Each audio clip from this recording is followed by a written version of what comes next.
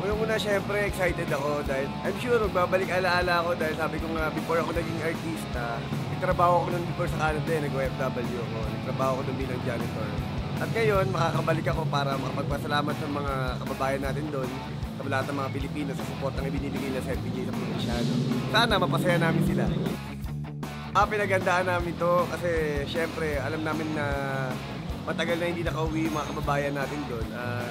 Siguraduhin natin na mag-i-enjoy sila sa show na bibigay ko na. Kung tatumbling pa ako para sa kanila.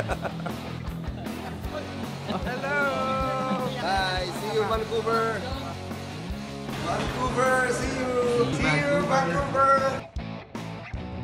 Sa lahat po ng mga kababayan namin sa Vancouver, sana po magkita-kita lahat tayo dyan at sana po makapagpasalamat kami sa inyo personally sa lahat ng pagmamahal at support ang ibinigay niyo po sa amin. Maraming salamat po.